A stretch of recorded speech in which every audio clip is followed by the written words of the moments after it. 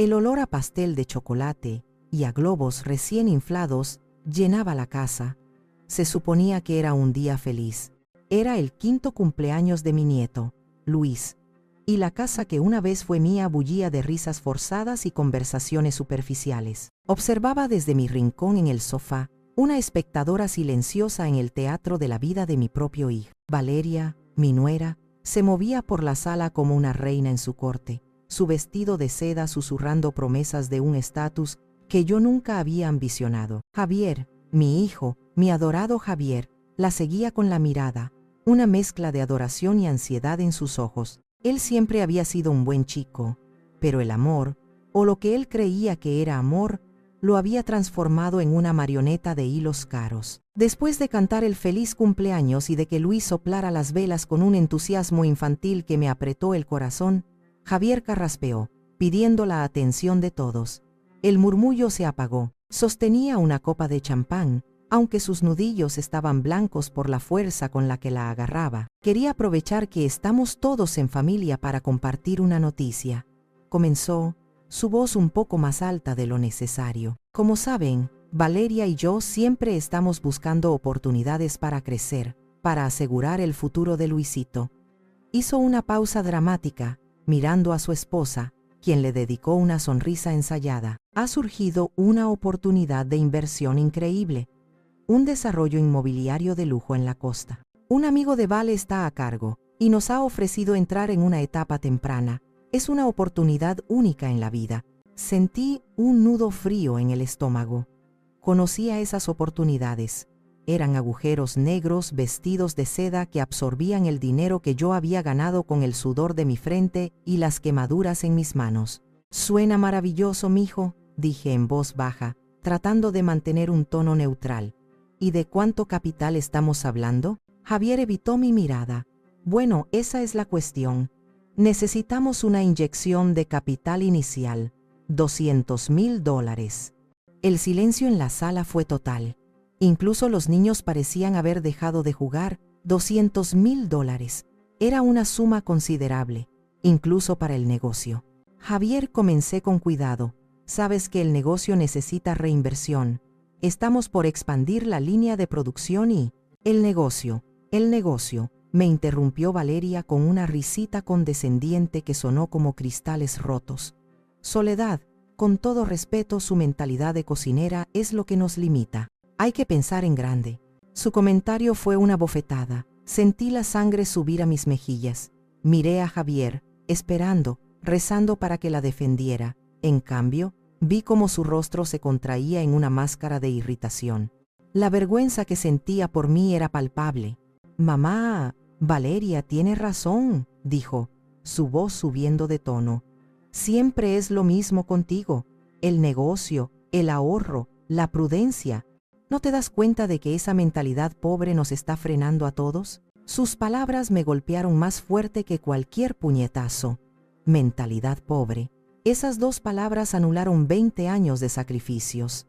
Noches sin dormir, manos agrietadas, una vida dedicada a darle todo lo que yo nunca tuve. «No es pobreza, Javier, es realismo», susurré, mi voz temblando a pesar de mis esfuerzos. Fue entonces cuando explotó. Se puso de pie, su rostro enrojecido por la ira y el champán. «Realismo, lo que eres es una inútil. Mamá, a veces eres tan inútil». La palabra resonó en la habitación, rebotando en las paredes que yo había pagado, en los muebles que yo había elegido, en los corazones de la familia que yo había mantenido unida. Inútil. El mundo se detuvo. El rostro de mi difunto esposo, Ricardo, apareció en mi mente. Su sonrisa amable, su fe inquebrantable en mí. No lloré, no grité. Algo dentro de mí, algo que había estado dormido durante años, se despertó. Una calma helada, afilada como el acero, me recorrió. Me puse de pie lentamente. Todas las miradas estaban puestas en mí. Les di a todos una sonrisa pequeña y vacía. «Feliz cumpleaños, mi amor», le dije a mi nieto, ignorando a todos los demás. «La abuela te quiere mucho». Y sin otra palabra, me di la vuelta y caminé hacia la puerta. Sentí sus miradas clavadas en mi espalda, una mezcla de shock, confusión y, en el caso de Valeria, un triunfo mal disimulado. No miré atrás. Mientras cerraba la puerta detrás de mí, sabía que no solo estaba saliendo de esa casa, estaba saliendo de la vida que me habían impuesto. Estaba cerrando un capítulo que nunca debía haber permitido que se escribiera de esa manera. Y en mi corazón, a pesar del dolor, comenzaba a crecer una nueva y peligrosa semilla, la de la libertad. El viaje de regreso a mi apartamento fue un borrón. Las luces de la ciudad se mezclaban en estelas de colores a través de mis ojos secos. No había derramado una sola lágrima. El dolor era demasiado profundo para las lágrimas. Era una presión sorda en mi pecho, un peso que me recordaba cada palabra, cada gesto de desprecio. Conduje en modo automático. El viejo sedán que me había negado a cambiar, demasiado modesto para la abuela de Luis, había dicho Valeria una vez, me llevó a través de las calles familiares hasta el pequeño edificio de apartamentos donde había elegido vivir, mi apartamento, mi santuario, el único lugar en el mundo donde no era la madre de Javier o la suegra de Valeria, sino simplemente soledad. Abrí la puerta y el silencio me recibió como un viejo amigo. El aire olía a lavanda y a los libros de cocina de mi madre. En la pared, una gran fotografía de Ricardo y yo el día de nuestra boda. Su sonrisa era tan viva que casi podía oír su risa. «Ay, Ricardo», susurré al silencio. «Mira en lo que he convertido nuestro legado, en lo que he permitido que conviertan a nuestro hijo». Me dejé caer en el sillón que había sido de él, el cuero gastado amoldándose a mi cuerpo cansado. La casa grande, la que ahora ocupaban ellos, la habíamos comprado juntos. Cada rincón guardaba un recuerdo de nuestra vida, de nuestros sueños. Cuando Javier se casó, cederla me pareció lo natural. Una madre hace eso por su hijo, ¿no? Le da el nido, el mejor lugar para empezar. Me mudé aquí, a este lugar más pequeño, diciéndome a mí misma que era más práctico, que ya no necesitaba tanto espacio, pero la verdad que me negaba a admitir, es que me había exiliado voluntariamente para no estorbar, para no ser una carga, y ahora me llamaban inútil en la misma casa que les había regalado. Mi teléfono vibró en mi bolso. Era mi hermana, Carmen. Lo dejé sonar. La quería con toda mi alma, pero no podía soportar su «te lo dije». Tenía razón, por supuesto. Siempre la tuvo. Desde que conoció a Valeria, la había calado. Esa mujer no quiere a tu hijo, Soledad. Quiere su apellido y tu cuenta bancaria, me había advertido innumerables veces. Y yo, ciega de amor por mi hijo, sorda a todo lo que no fuera su supuesta felicidad, la había ignorado. Me levanté y caminé hacia la ventana. La ciudad brillaba bajo un manto de estrellas indiferentes. Desde aquí, podía ver las luces de los barrios ricos, donde vivían Valeria y Javier, un mundo al que ellos aspiraban y del que yo, según ellos, era un lastre. Todo lo que tenían se lo había dado yo. El negocio, Delicias de Soledad, lo había empezado en la cocina de mi casa con las recetas de Ricardo y mis manos como única herramienta. Lo había convertido en una empresa próspera que ahora daba trabajo a 30 personas. Había pagado la universidad privada de Javier, su coche, su lujosa boda. Había pagado el enganche de esa casa y durante años había cubierto silenciosamente los gastos que su estilo de vida generaba y que su sueldo de gerente en mi propia empresa no podía sostener. Me di cuenta, con una claridad dolorosa, de que no les había dado un hogar, les había dado un cheque en blanco, no había criado a un hombre, había financiado a un niño mimado y había permitido que una extraña, una mujer hambrienta de apariencias, me despojara no solo de mi dinero, sino de mi dignidad. El teléfono vibró de nuevo. Un mensaje. Era de mi hija, Sofía. «Mamá, lo siento mucho. Lo que dijo Javier estuvo mal. Valeria lo provocó. ¿Estás bien?» Mi Sofía, mi niña sensata y de buen corazón, siempre atrapada en medio, tratando de mantener la paz. Le respondí con un simple: «Estoy bien, mija, no te preocupes». Pero era una mentira. No estaba bien. Estaba rota. Pero en esa fractura, por primera vez, entraba un rayo de luz. la luz de la verdad. El amor incondicional no significaba un sacrificio incondicional. Miré de nuevo la foto de Ricardo. Recordé su fuerza, su integridad. Él nunca habría permitido esto. Y yo, en mi afán de ser la madre perfecta, había traicionado su memoria y, lo que era peor, me había traicionado a mí misma. Esa noche, en la soledad de mi apartamento, el dolor comenzó a transformarse. Se solidificó, se enfrió y se convirtió en algo nuevo, algo duro y afilado. Se convirtió en resolución. Se acabó. Se había acabado el ser un cajero automático, una alfombra, una sombra. Era hora de que recordaran quién era Soledad. La memoria es una tierra extraña. A veces es un campo de flores, otras, un desierto de dolor. Esa noche, mi mente me arrastró 20 años atrás, a una habitación de hospital que olía a antiséptico y a despedida. Ricardo, mi Ricardo, estaba pálido contra las sábanas blancas. Su mano, que antes era fuerte y capaz de arreglar cualquier cosa, ahora era frágil en la mía. La enfermedad se lo había llevado poco a poco, pero nunca le robó la chispa de sus ojos. Soledad, mi amor.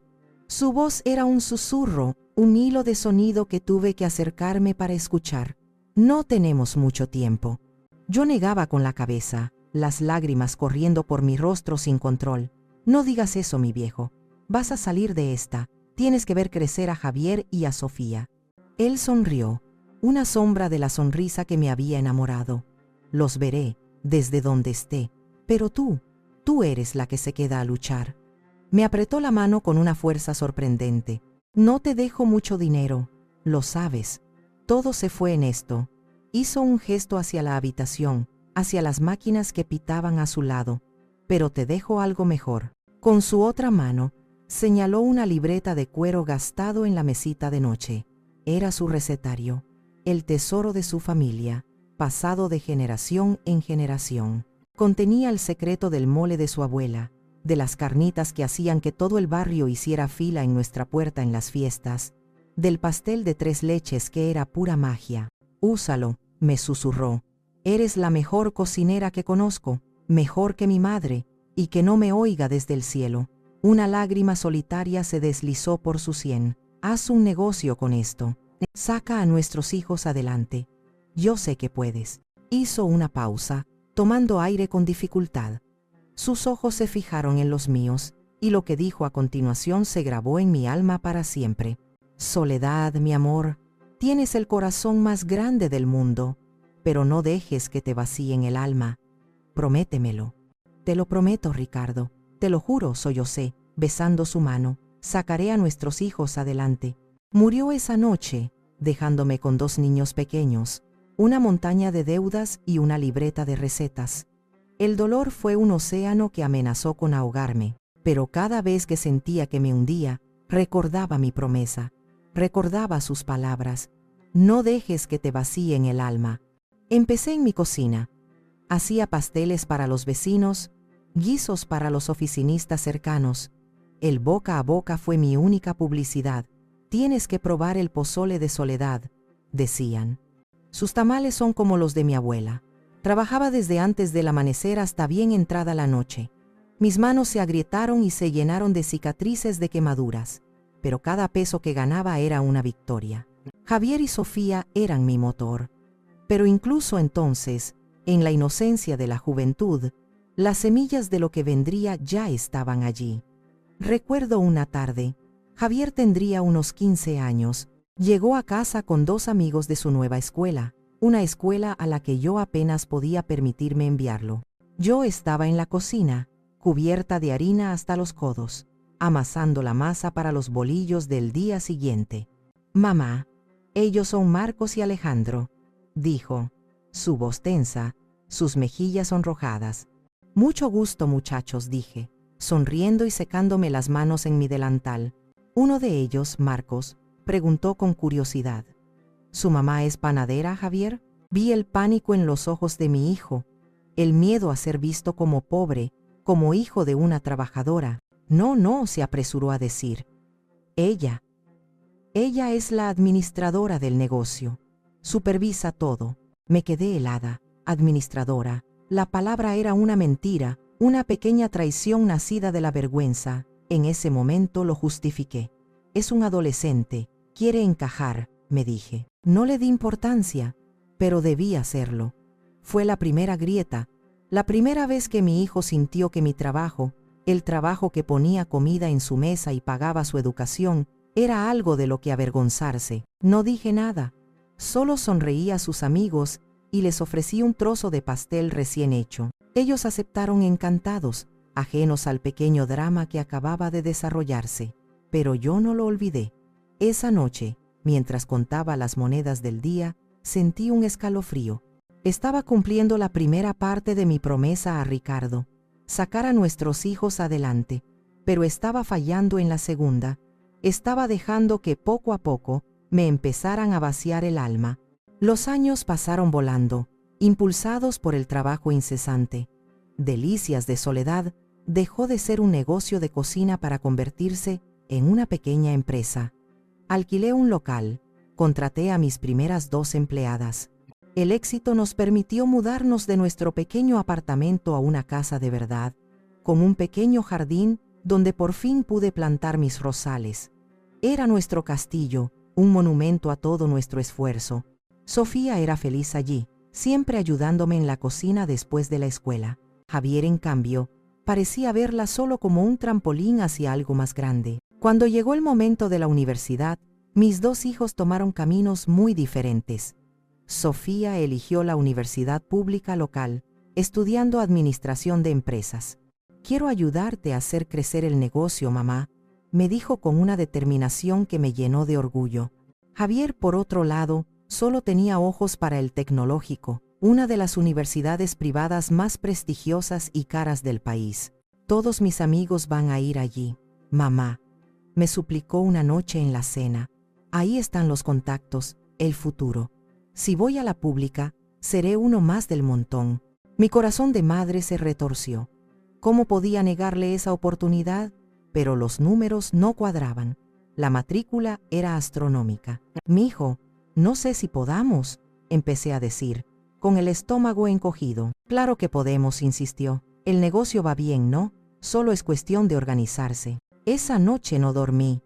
Di vueltas y vueltas a los libros de contabilidad. No había manera, a menos que... La idea me golpeó con la fuerza de una ola. La casa, nuestro castillo, era nuestro único activo real. A la mañana siguiente, sin decirle nada a los niños, fui al banco. El gerente me miró con lástima mientras firmaba los papeles de la hipoteca. Estaba apostando nuestro hogar por el sueño de mi hijo. Javier entró en el Tecnológico y yo trabajé como nunca antes en mi vida. Tomaba trabajos de catering extra, abría el local los domingos. Cada peso que ganaba iba a la hipoteca o a la cuenta de mi hijo para sus libros, sus materiales, su vida social. Me decía a mí misma que era una inversión, la mejor inversión de todas. Fue durante su segundo año de universidad cuando trajo a Valeria a casa por primera vez. Era deslumbrante, de eso no había duda. Alta, delgada, con una melena de cabello negro y ojos que analizaban todo con una frialdad calculadora. Venía de una familia que había hecho dinero recientemente, nuevos ricos, como decía mi hermana Carmen, pero se comportaba como si descendiera de la realeza española. Paseó por mi casa, nuestra casa hipotecada, con una expresión de leve disgusto. «¿Qué? Acogedora», dijo, la palabra sonando como un insulto. Tocó uno de mis muebles de madera, un viejo trinchador que había sido de mi abuela. Un poco anticuado, ¿no crees, Javi? Necesita un toque moderno. Javier se rió, una risa nerviosa. Sí, bueno, mi mamá es más tradicional. Luego, el golpe final. Se asomó a la cocina, donde el aroma del estofado que había preparado para ella llenaba el aire. «Y aquí es donde sucede la magia», dijo Javier, tratando de sonar orgulloso. Valeria arrugó la nariz. «Ah, el negocio es admirable, Soledad. Muy artesanal. Pero, ¿no has pensado en hacer algo más grande? Algo con más glamour». Glamour. Así describió el trabajo que pagaba la educación de su novio, la comida que estaba a punto de comerse, el techo bajo el que se encontraba. Miré a Javier, esperando que dijera algo, que defendiera el sudor y las lágrimas que representaba esa cocina. Pero él solo se encogió de hombros, sonriendo débilmente a su deslumbrante novia. Valeria tiene visión para los negocios, mamá, dijo, como si yo fuera una niña que no entendía el mundo. Ese día, sentada a la mesa con ellos, me sentí como una extraña en mi propia casa. Valeria hablaba de sus planes futuros, de viajes a Europa, de marcas de lujo, de un mundo que me era completamente ajeno, y Javier la escuchaba embelesado, asintiendo a todo. Vi cómo se alejaba de mí, seducido por un brillo falso, avergonzado de sus raíces humildes y del esfuerzo poco glamuroso de su madre.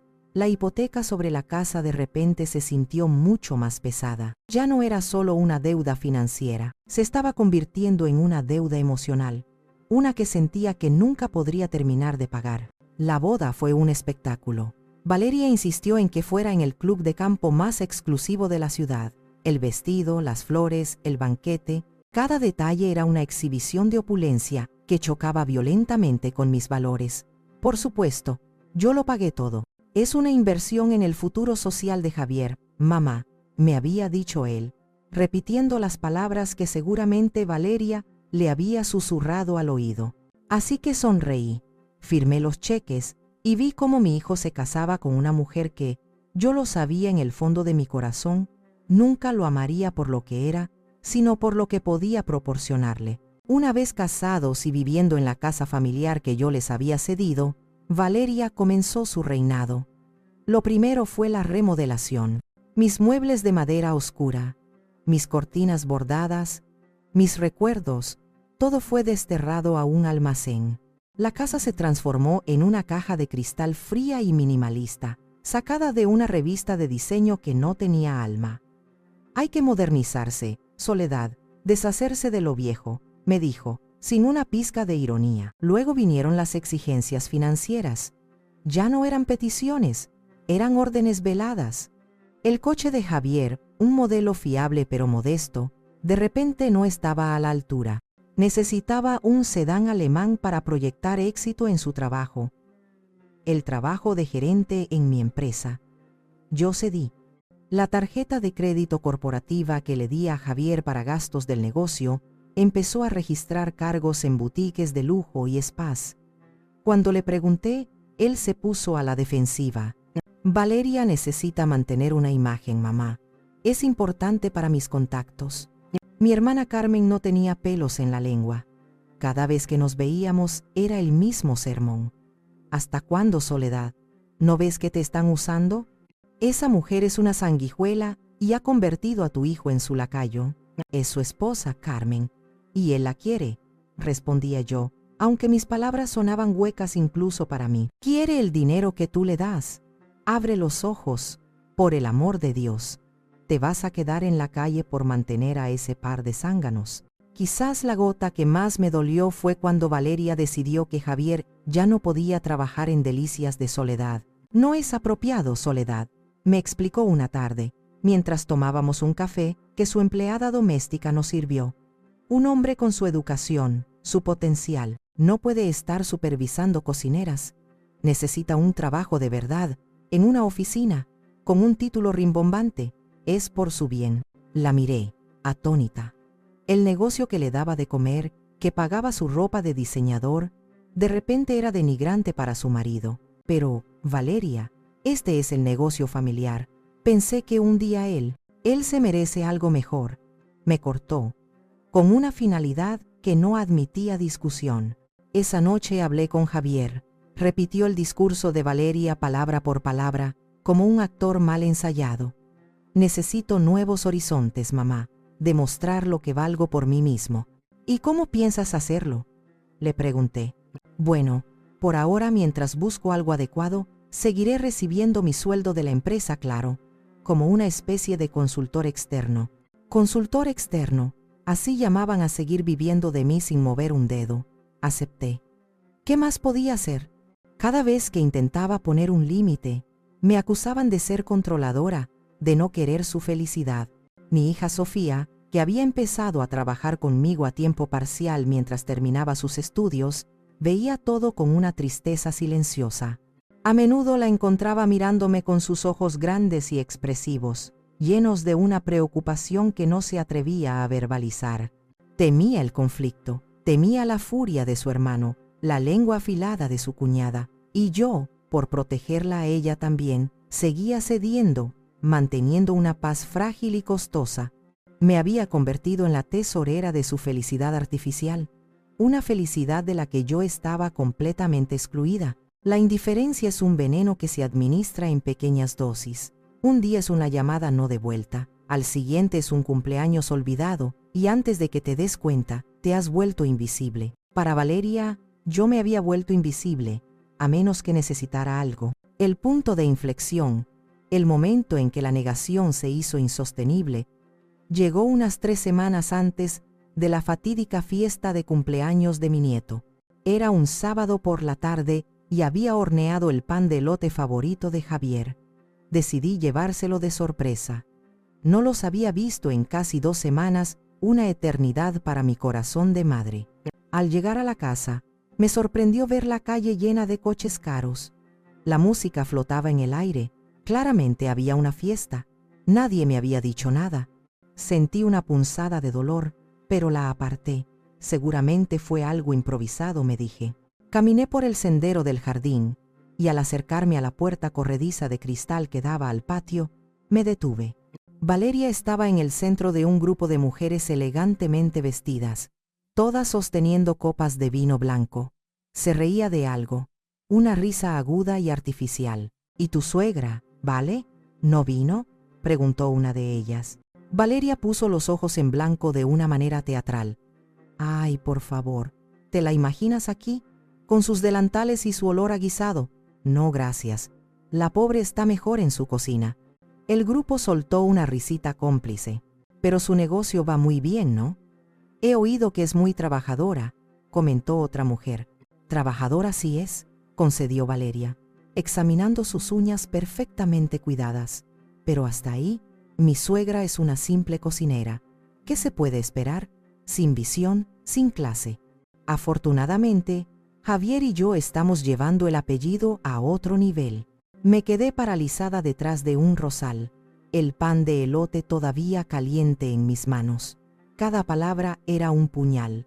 Simple cocinera, sin clase. Y lo peor de todo fue ver a Javier a unos metros de distancia, junto a la parrilla, escuchando cada palabra.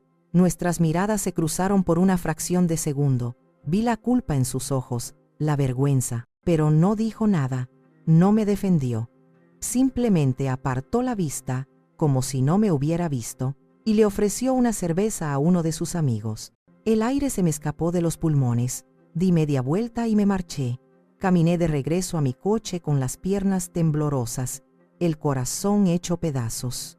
Dejé el pan de elote en el asiento del copiloto.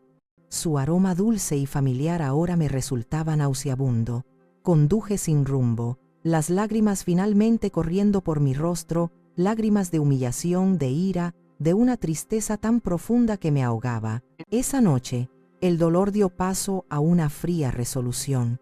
Era la primera vez que admitía ante mí misma que mi hijo, mi propio hijo, permitía activamente que su esposa me humillara. No era solo debilidad, era complicidad. Las siguientes semanas fueron una tortura silenciosa.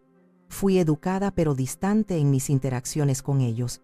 No mencioné el incidente. ¿Para qué? Sabía que lo negarían o lo minimizarían. Era solo una broma, mamá. Eres demasiado sensible. Cuando Javier me llamó para pedirme los $200,000 para su inversión, unos días antes de la fiesta de Luis, la pieza final del rompecabezas encajó. La humillación, la exclusión. Todo era parte de un plan para debilitarme, para hacerme sentir que mi único valor residía en el dinero que podía proporcionar. Así que cuando llegué a esa fiesta de cumpleaños, ya no era la misma soledad. Llevaba la herida de esa tarde en el jardín grabada a fuego en mi alma. Cuando Javier me gritó inútil, no fue el principio de algo, fue el final. Fue la confirmación que necesitaba para hacer lo que debía haber hecho hacía mucho tiempo. Al salir de la casa, mi teléfono vibró. Era un mensaje de Sofía. Mamá, lo siento mucho. Conozco a mi hermano. Valeria lo estuvo presionando toda la semana por el dinero. Lo que te dijo no tiene perdón, pero ella lo manipuló. Estoy de tu lado, mamá, siempre. Leí el mensaje y una pequeña parte de mi corazón se alivió. No estaba completamente sola, pero el mensaje también reforzó mi decisión. No podía permitir que mis hijos vivieran así, uno como un tirano consentido y la otra como una espectadora temerosa. Era hora de que la matriarca de esta familia recordara a todos quién tenía el verdadero poder. La noche fue una larga vigilia. El amanecer me encontró sentada en el mismo sillón, con una taza de café frío en la mano y una claridad mental que no había tenido en años. El dolor seguía ahí, un ascua ardiente en mi pecho, pero ahora estaba cubierto por una capa de hielo. Era el momento. Busqué en mi vieja agenda de contactos, la de papel, la que olía a tiempo y a recuerdos. Allí estaba el número. Miguel Ángel Roldán, abogado, don Miguel, el mejor amigo de Ricardo, el albacea de su testamento, el hombre que me había ayudado a navegar por el laberinto de papeleo después de su muerte. No lo había visto en años, más allá de un saludo cordial en la iglesia o en el mercado. Javier y Valeria se habían encargado de alejarme de mis viejos amigos, reemplazándolos con su círculo de gente importante. Marqué el número con dedos firmes. Sonó 3 veces antes de que una voz grave y familiar contestara. Diga, don Miguel, buenos días. Soy Soledad, la viuda de Ricardo. Hubo un silencio al otro lado de la línea, y luego el tono cambió, volviéndose más cálido. Soledad, qué gusto escuchar tu voz, aunque me temo que si me llamas a estas horas un domingo, no es solo para saludar. ¿Está todo bien? Tragué saliva. No, don Miguel, no está todo bien. Necesito su ayuda. Necesito saber cuáles son mis opciones. Otro silencio, más largo esta vez. Cuando habló, su voz era seria, casi solemne. Soledad, qué bueno que llamas. Llevo años esperando esta llamada. Ricardo era un hombre previsor. ¿Previsor? ¿A qué se refiere? Pregunté confundida. Tu esposo te amaba más que a nada en este mundo, Soledad. Pero no era ciego. Veía el carácter de Javier, su debilidad, y aunque no conoció a la mujer con la que se casó, parecía intuir el tipo de persona que atraería. Hizo una pausa. Cuando crearon Delicias de Soledad, no fue solo un acuerdo de palabra. Insistí en que se hiciera correctamente. Hay papeles, Soledad, documentos que tú firmaste, quizás sin darte cuenta de su importancia en ese momento, abrumada como estabas por el dolor. Mi corazón empezó a latir con fuerza. ¿Qué papeles? Ricardo y yo constituimos una empresa familiar, una sociedad.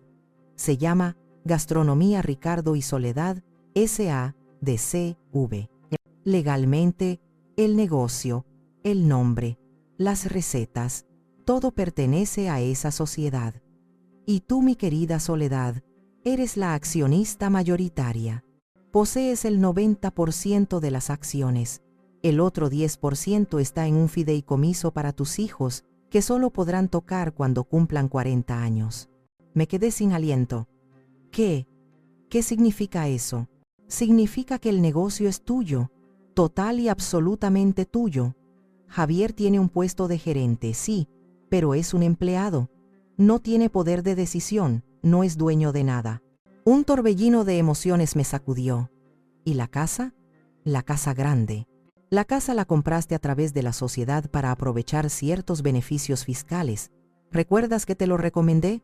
Legalmente, la casa es un activo de la empresa. Tu empresa. Me apoyé en la pared, sintiendo que las piernas me fallaban.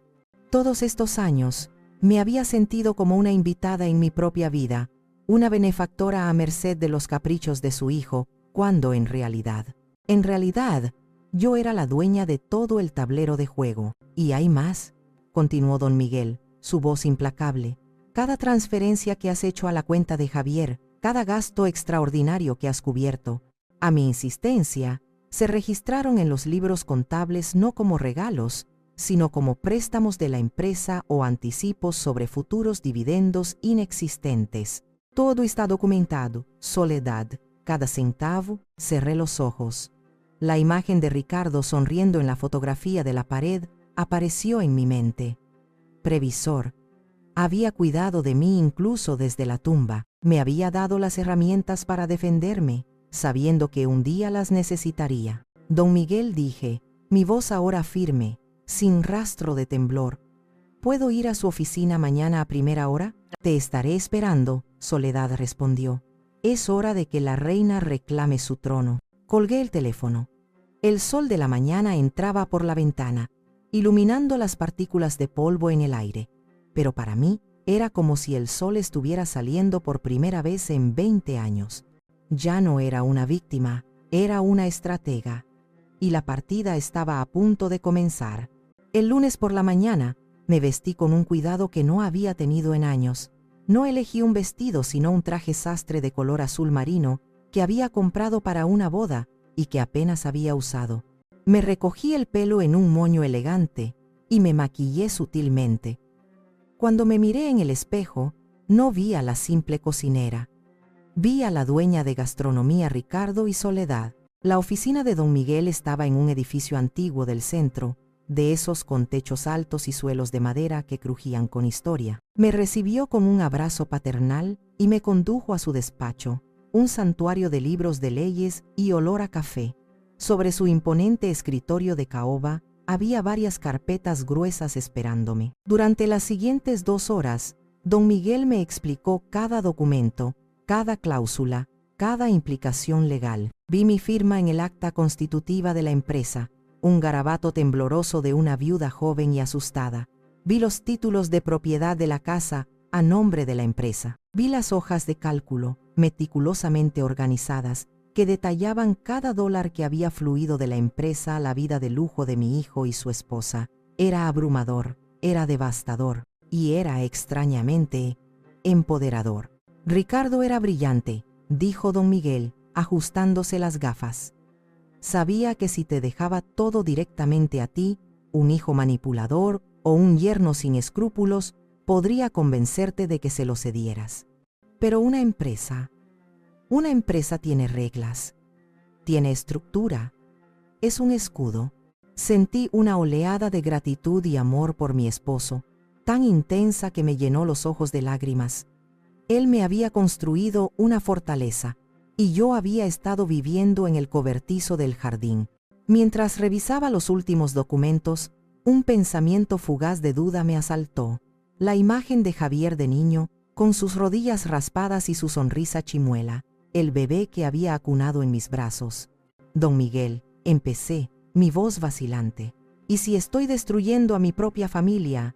Es mi hijo, a pesar de todo. El viejo abogado me miró por encima de sus gafas. Su expresión era amable pero firme. Soledad, a veces para salvar a un árbol enfermo hay que podar las ramas muertas. No lo estás destruyendo. Le estás dando la oportunidad de que, por primera vez en su vida, se convierta en un hombre. Un árbol no puede crecer fuerte si siempre vive a la sombra de otro. Sus palabras resonaron en mí. Tenía razón. Esto no era un acto de venganza, era un acto de amor duro. El único tipo de amor que Javier podría entender ahora. ¿Qué tengo que hacer?, pregunté, mi determinación renovada. Don Miguel sonrió. Ya he preparado los documentos. Una revocación de sus poderes como gerente, una notificación de desalojo de la propiedad de la empresa y una carta detallando la deuda que ha acumulado. Asentí, mi mente trabajando a toda velocidad. El plan se estaba formando pieza por pieza. Necesitaba un golpe final, un símbolo, algo que ellos entendieran en su lenguaje de apariencias y posesiones materiales. Una última cosa, don Miguel, dije levantándome. Necesito hacer una llamada. Desde su oficina, marqué el número de autos de lujo del Bajío. Pregunté por el gerente Rodrigo, un joven empresario que a veces nos encargaba catering para sus eventos. Rodrigo, habla Soledad. Delicias de Soledad, dije. Doña Soledad, qué milagro. ¿En qué puedo servirle? Estoy interesada en una de tus camionetas, dije, mi voz sonando extrañamente tranquila. La Ford Lobo Platinum, la negra que tienes en la sala de exhibición. Hubo una pausa. Sabía que Javier había estado yendo a esa agencia durante meses, suspirando por esa camioneta. Le había enviado fotos, enlaces. Es mi sueño, mamá. Algún día. Excelente elección, doña Soledad. Es una máquina impresionante. ¿Quiere que le agende una prueba de manejo? No será necesario, respondí. La conozco. La he visto en los sueños de otros.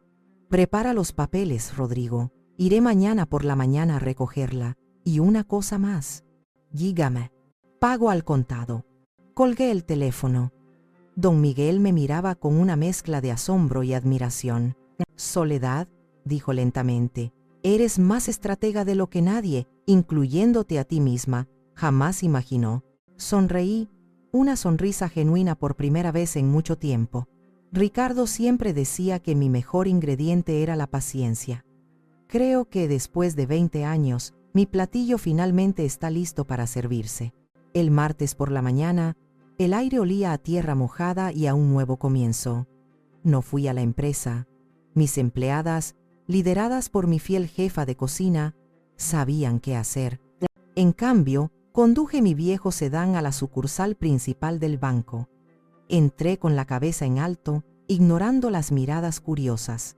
Conocí a la mayoría de los cajeros y ejecutivos. Para ellos, yo era la señora trabajadora, la dueña del catering, siempre amable y discreta. Hoy, iban a conocer a otra Soledad. El gerente del banco, un hombre joven llamado Hernán, me recibió en su oficina de cristal. Doña Soledad, qué placer. Un cafecito. Gracias, Hernán. Pero tengo prisa, respondí, sentándome frente a él. Necesito un cheque de caja. Le di la cantidad. Los ojos de Hernán se abrieron de par en par. Era una suma que probablemente no veía todos los días en un cheque personal. Por supuesto, tartamudeó ligeramente mientras tecleaba en su computadora. ¿Alguna inversión grande? La más importante de mi vida, dije con una sonrisa enigmática. Salí del banco con el cheque en mi bolso, un rectángulo de papel que se sentía tan pesado como un lingote de oro.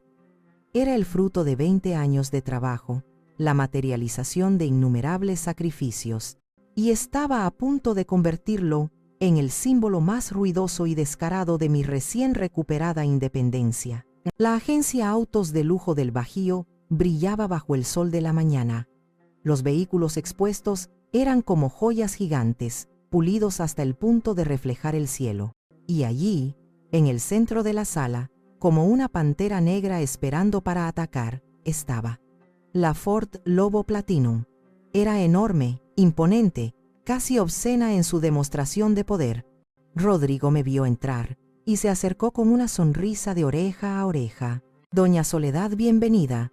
Está lista para usted. Me condujo hacia la camioneta. Pasé mi mano por la pintura negra y lisa, fría al tacto. Olía a cuero nuevo y a éxito, el tipo de éxito que mi hijo ansiaba, un éxito que se podía ver y tocar. Es impresionante, admití. El motor bocho, los interiores de piel, el sistema de sonido es la mejor de su clase, recitó Rodrigo, como un devoto hablando de su Dios. Me la llevo, dije, cortando su discurso de venta. Entramos a su oficina, los papeles ya estaban listos. Mientras los firmaba, mi mano no tembló. Cada trazo de la pluma era firme, deliberado. Le entregué el cheque de caja. Rodrigo lo miró, lo volvió a mirar y luego me sonrió con un nuevo nivel de respeto. Felicidades, doña Soledad. Es usted la dueña de la mejor camioneta de la ciudad. Me entregó las llaves. El llavero de cuero era pesado en mi mano. Una última cosa, Rodrigo, le dije. ¿Podrías encargarle a alguien que lleve mi viejo coche a mi apartamento? Te daré la dirección. Ya no lo necesitaré. Por supuesto, considérenlo una cortesía de la casa. Salí de la oficina y volví a la sala de exhibición. Me detuve un momento ante mi nueva adquisición. Era más que un vehículo.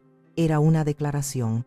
Era la armadura que necesitaba para la batalla que se avecinaba. Abrí la pesada puerta, subí a la cabina y me senté en el asiento del conductor. El cuero me envolvió. Estaba tan alta que podía ver por encima de todos los demás coches. Arranqué el motor. Un rugido profundo y gutural llenó el espacio, un sonido que hizo vibrar el suelo. Era el sonido del poder. Puse la camioneta en marcha y salí lentamente de la agencia. En la calle, Otros conductores se detenían para mirar. No estaban acostumbrados a ver a una mujer de mi edad, vestida con un traje sastre, al volante de semejante monstruo. Conducir esa camioneta era una experiencia transformadora. Me sentía invencible.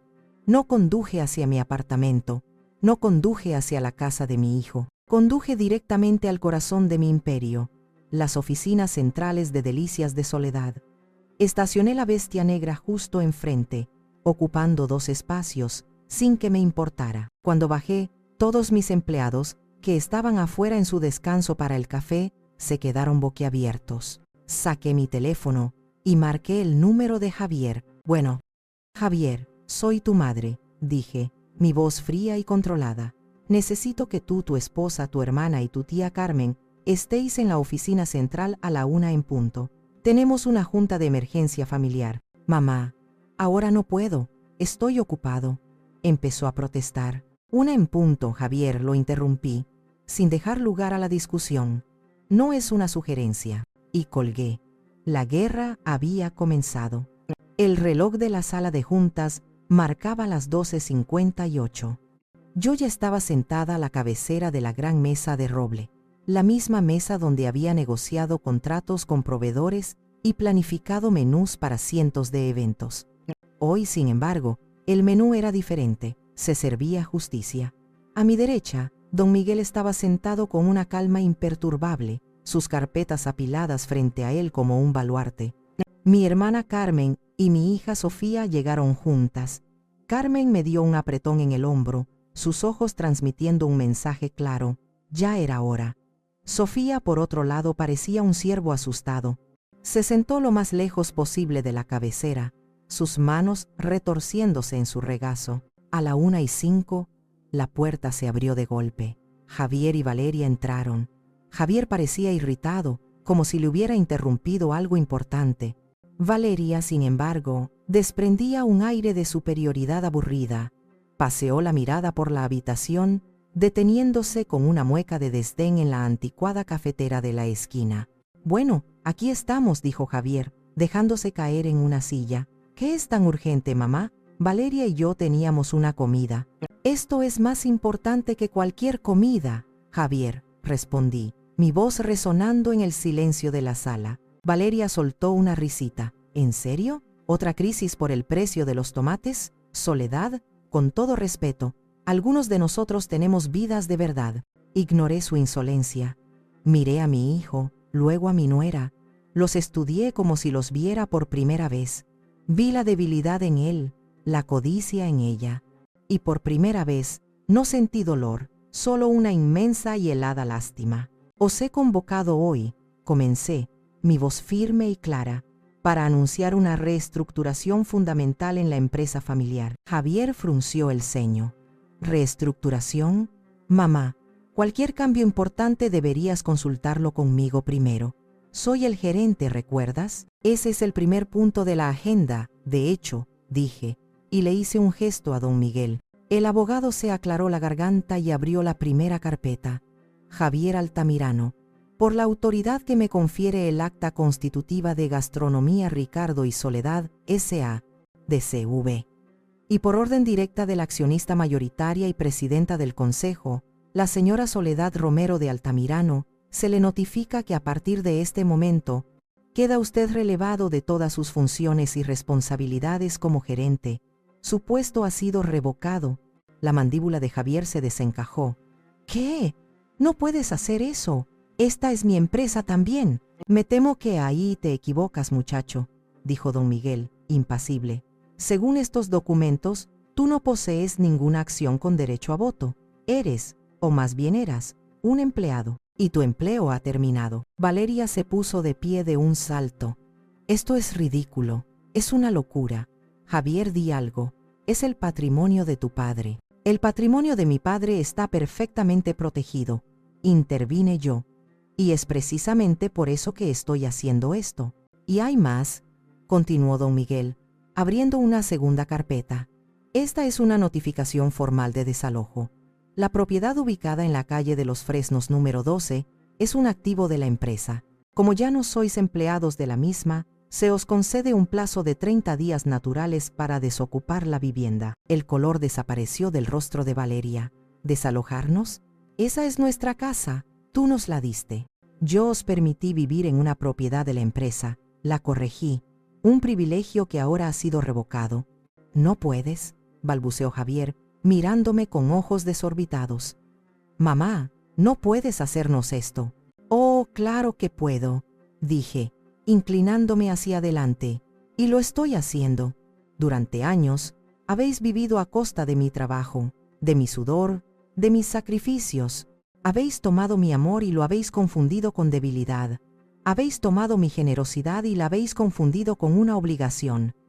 Y el sábado, tú, Javier, cruzaste la última línea. Me llamaste inútil en mi propia casa, frente a mi nieto. Me levanté y comencé a caminar alrededor de la mesa, mi mirada fija en ellos. Así que hablemos de utilidad. Hablemos de quién ha sido útil aquí. Fuiste útil tú, Valeria, cuando usaste la tarjeta de crédito de la empresa para comprar bolsos que cuestan más de lo que ganan mis cocineras en un mes. ¿O fuiste útil tú, Javier, cuando te quedaste callado mientras tu esposa me humillaba? Mi voz, aunque tranquila, llenaba cada rincón de la habitación. Sofía lloraba en silencio. Carmen me miraba con un orgullo feroz. Javier y Valeria estaban atrapados, sin escapatoria. La partida de ajedrez había llegado a su fin, y era jaque mate. Valeria fue la primera en recuperarse del shock, su incredulidad transformándose en una furia viperina. No tienes derecho, siseó, señalándome con un dedo tembloroso. Hemos dedicado años a esta familia, a construir una imagen. Javier es el único hijo varón. Todo esto le pertenece por derecho. El único derecho que existe aquí, replicó don Miguel con una calma letal, es el que está estipulado en estos documentos legales, y en ellos, el nombre de usted, señora Valeria, no aparece por ninguna parte. Esto es por tu culpa, le gritó a Javier. Te lo dije, te dije que tu madre era una vieja controladora y rencorosa. Deberías haberle sacado el dinero cuando pudiste. La máscara de esposa amorosa se había desintegrado, revelando el rostro codicioso que siempre había estado debajo. Javier la miró, sus ojos finalmente abiertos al veneno que había estado bebiendo durante años. ¿Sacarle el dinero?, repitió, su voz apenas un susurro. ¿De eso se trataba todo, Valeria? Por supuesto que de eso se trataba, idiota, exclamó ella, completamente fuera de sí. ¿O qué? ¿Creías que me iba a pasar la vida sonriéndole a la cocinera para que nos diera nuestras migajas? Ese dinero era nuestro. Fue entonces cuando don Miguel decidió jugar su última carta. Abrió una tercera carpeta, la más delgada, y deslizó una hoja de papel sobre la mesa frente a Javier. Quizás esto le interese, joven, dijo el abogado.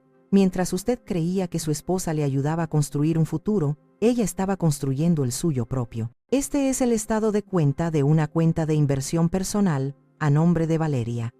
Como puede ver, ha habido transferencias mensuales regulares desde la cuenta que compartían. Pequeñas cantidades al principio, pero cada vez más grandes. Y aquí, añadió, deslizando una copia de una factura de hotel, tenemos la prueba de su viaje de negocios a Cancún el mes pasado. Un resort de 5 estrellas, una suite presidencial, pagado por supuesto, con la tarjeta de la empresa que su madre le confió a usted. Javier miró los papeles, su rostro pasó de la confusión a la negación y finalmente a una comprensión devastadora. Levantó la vista hacia su esposa y por primera vez la vio por lo que era, una ladrona, una mentirosa, una extraña. La mujer por la que había desafiado a su madre, por la que se había avergonzado de sus raíces, lo había estado utilizando de la manera más cruel posible. El silencio en la sala era denso, pesado. Se podía oír el zumbido del aire acondicionado, el llanto ahogado de Sofía, el latido furioso de mi propio corazón. Había ganado, pero la victoria tenía un sabor amargo. Ver la vida de mi hijo desmoronarse frente a mí no era un placer. Finalmente me moví. Saqué de mi bolso el pesado llavero de cuero y lo dejé caer sobre la mesa. El sonido metálico de las llaves fue como un disparo en el silencio. Javier levantó la vista, sus ojos vacíos encontrando los míos.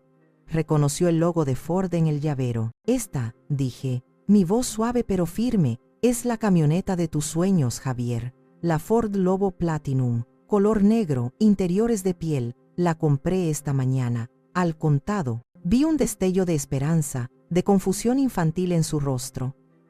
¿Era un regalo de paz? ¿Una ofrenda? Destruí esa esperanza con mis siguientes palabras. Está a mi nombre. Es propiedad de la empresa, continué. Y considerando que pronto necesitarás mudarte, he decidido ser generosa. Puedes usarla para sacar tus cosas de mi casa. Ese fue el golpe final, el jaque mate. La humillación no estaba en quitarle la casa o el trabajo, estaba en darle su sueño más anhelado y convertirlo en el vehículo de su propia caída. Era una lección cruel, pero necesaria. Valeria soltó un grito ahogado, una mezcla de rabia y derrota. Agarró su bolso de diseñador probablemente pagado con mi dinero y salió furiosa de la sala, dando un portazo que hizo temblar los cristales. Javier se quedó allí, inmóvil, con la mirada fija en las llaves sobre la mesa. No dijo nada, simplemente se hundió en su silla, un hombre roto. Apoyó la cabeza entre las manos y comenzó a sollozar, no con ira, sino con el llanto profundo y desgarrador de un niño que finalmente se da cuenta de que se ha perdido. Me quedé de pie, observándolo. Mi corazón dolía por él, por el niño que fue y el hombre en que se había convertido, pero mi resolución no flaqueó. La rama muerta había sido podada. Ahora, solo quedaba esperar y ver si el árbol todavía tenía la fuerza para sanar. La sala de juntas, que momentos antes había sido un campo de batalla, ahora era un santuario de ruinas emocionales. Javier seguía llorando, sus sollozos resonando en el silencio. Sofía se acercó a él con cautela y le puso una mano en el hombro. Él ni siquiera se movió. Estaba perdido en su propio infierno personal. Carmen se acercó a mí. «Lo hiciste bien, hermana», me susurró. «Fue duro, pero necesario». Asentí, incapaz de hablar. Don Miguel recogió sus carpetas con una eficiencia silenciosa. «Mi trabajo aquí ha terminado por hoy, Soledad. Llámame si necesitas algo, lo que sea». Le di las gracias con la mirada y salió, dejándonos a los 4 solos, a lo que quedaba de nuestra familia. Me acerqué a la ventana y miré hacia la calle. El sol de la tarde bañaba la ciudad en una luz dorada. El mundo seguía girando, ajeno a la implosión que acababa de ocurrir en esa pequeña habitación. Finalmente, Javier levantó la cabeza. Sus ojos estaban rojos e hinchados. Me miró, y en su mirada ya no había arrogancia ni ira, solo un vacío inmenso. «¿Por qué, mamá?», preguntó con voz ronca. «¿Por qué dejar que llegara tan lejos?». «Porque tenías que verlo por ti mismo, Javier», respondí, mi voz más suave ahora. «Podría habértelo dicho 1000 veces, pero no me habrías creído. Estaba ciego, enamorado de una ilusión». Se levantó, tropezando ligeramente. Caminó hacia la puerta sin mirar a nadie. Necesito pensar. Y se fue, cerrando la puerta suavemente detrás de él. Los días que siguieron fueron extraños y silenciosos. No hubo llamadas furiosas, ni amenazas, ni súplicas. Era como si la tormenta hubiera pasado, dejando tras de sí una calma inquietante. A la semana me enteré por Sofía de lo que había pasado. Javier y Valeria tuvieron una pelea monumental esa misma tarde en el estacionamiento de la oficina. Se gritaron, se acusaron mutuamente de todo. Al final, Valeria se subió a su coche, un coche que pronto sería embargado por la empresa, y se fue. No había vuelto. Le había enviado un mensaje a Javier diciendo que sus abogados se pondrían en contacto con él. Se había acabado. Javier se quedó solo en esa casa enorme y fría, ahora un palacio vacío que le recordaba su estupidez. Sofía me dijo que apenas salía de su habitación, no contestaba el teléfono, estaba pagando el precio de sus decisiones. 30 días después, el plazo para desalojar la casa se cumplió. Javier me llamó ese día. Era la primera vez que hablaba con él desde la junta. «Mamá», dijo, su voz apagada, ya saqué todo. La casa está vacía. Dejé las llaves debajo del tapete de la entrada». «¿Y la camioneta?», le pregunté. «Está en el estacionamiento de la oficina». con las llaves dentro. Gracias por prestármela. Hubo una pausa. Javier, ¿dónde estás? ¿Necesitas algo? Estoy bien. Alquilé un pequeño apartamento en el centro. Ya encontré un trabajo en una agencia de marketing. De nivel básico. Estoy empezando de cero. Había una nota de algo que no reconocía en su voz. Quizás era humildad. Lo siento, mamá, por todo. Lo sé, mijo, respondí. Y por primera vez en mucho tiempo, sentí que quizás, solo quizás, había esperanza. El divorcio de Javier y Valeria fue rápido y amargo. Ella intentó reclamar la mitad de todo, pero como don Miguel demostró, todo pertenecía a la empresa, no a Javier. Se fue con muy poco, más allá de sus bolsos de diseñador y su orgullo herido. Desapareció de nuestras vidas tan rápido como había llegado. Javier comenzó su nueva vida, una vida sin lujos, sin apariencias, una vida de trabajo real y responsabilidades. Fue un camino duro para él, pero por primera vez lo estaba recorriendo solo, sin el colchón de mi dinero. Era el comienzo de su verdadera madurez.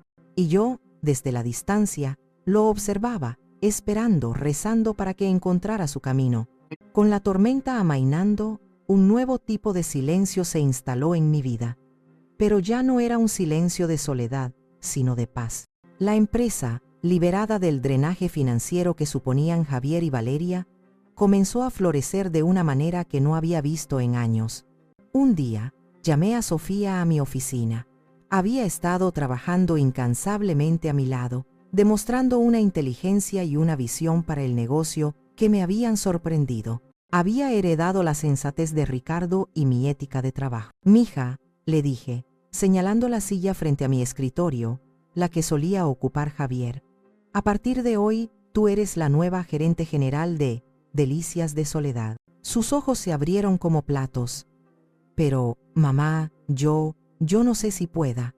Es demasiada responsabilidad. Claro que puedes, le aseguré, rodeando el escritorio para poner mis manos sobre sus hombros. Llevas esto en la sangre, y yo estaré aquí para guiarte, no para controlarte. Es tu momento de brillar. Ver la confianza florecer en el rostro de mi hija fue uno de los regalos más grandes de mi vida.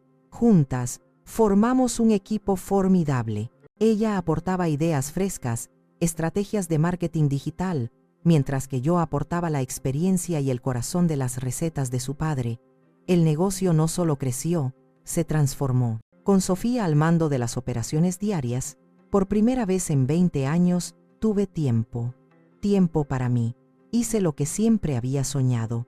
Me inscribí en clases de jardinería, aprendiendo los nombres de las flores y el arte de hacerlas crecer. Mis manos, antes cubiertas de harina, ahora lo estaban de tierra, y era una sensación maravillosa. Carmen y yo hicimos ese viaje a Oaxaca que llevábamos años posponiendo.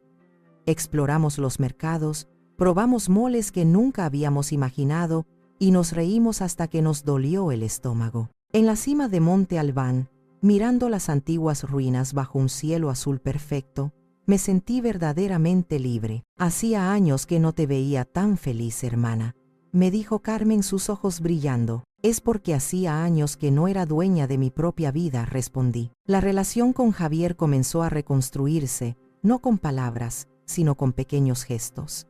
El primer domingo que apareció en mi apartamento, mi corazón dio un vuelco. No llamó antes, simplemente tocó el timbre. Cuando abrí, estaba allí, con unos jeans gastados y una camiseta, sosteniendo una pequeña maceta con un rosal. Sé que te gustan, dijo, sin mirarme a los ojos. Pensé que podría ayudarte a plantarlo en el balcón.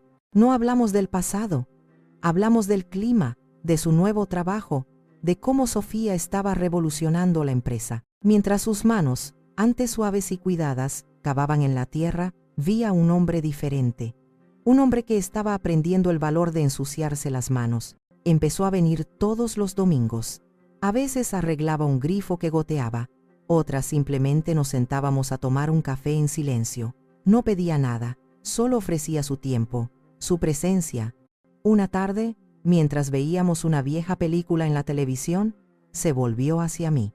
He estado pensando mucho, dijo en voz baja, en todo lo que di por sentado, el negocio, la casa, tu amor. Creía que me lo merecía todo solo por ser tu hijo. Hizo una pausa, tragando saliva.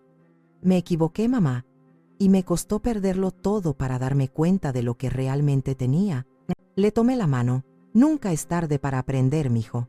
No fue una absolución mágica. Las cicatrices seguían allí, pero era un comienzo. Estábamos reconstruyendo nuestro vínculo sobre un nuevo cimiento, uno hecho de respeto mutuo y verdades honestas, no de obligaciones y resentimientos. Estaba recuperando a mi hijo, no al príncipe mimado, sino al hombre que siempre debió ser. Y esa paz no tenía precio. Hoy, 6 meses después de la junta que lo cambió todo, conduzco mi camioneta por una carretera rural a las afueras de la ciudad. Las ventanas están bajadas y el aire fresco de la tarde huele a campo y a libertad. El motor ruge suavemente, un recordatorio constante del poder que redescubrí en mí misma. Me dirijo a un pequeño terreno que compré la semana pasada. No es grande, pero tiene tierra fértil y un viejo árbol de aguacate en el centro. Mi nuevo proyecto. Quiero empezar un huerto orgánico, cultivar mis propias verduras y hierbas para delicias de soledad, volver a la tierra, al origen de todo. Paso junto a un cartel que anuncia el desarrollo inmobiliario de lujo, donde Javier iba a hacer su gran inversión. La construcción está paralizada. Me enteré de que el proyecto era un fraude y que varias personas perdieron mucho dinero. Una sonrisa triste se dibuja en mi rostro. A veces, la vida te salva de ti mismo de las maneras más duras. Pienso en mi familia, en Sofía, que se ha convertido en una líder nata, llevando el negocio a nuevas alturas con una pasión que me llena de orgullo. En Carmen, mi ancla, mi conciencia, mi compañera de aventuras. Y en Javier. Nuestro camino es largo, pero por primera vez, siento que caminamos en la misma dirección. Está pagando su deuda con la empresa, poco a poco, con el sueldo de su nuevo trabajo. No porque yo se lo exigiera, sino porque él insistió. Es su manera de enmendar las cosas. Me llamaron inútil. Esa palabra, lanzada como un arma para herirme, se convirtió en mi escudo. Me obligó a reexaminar mi vida, a cuestionar el significado del amor y del sacrificio. Comprendí que el amor de una madre no debe ser un cheque en blanco para el abuso. Que poner límites no es un acto de egoísmo, sino de autorrespeto. Y a veces, el acto de amor más grande es dejar que tus hijos enfrenten las consecuencias de sus propias decisiones. No perdí a un hijo ese día.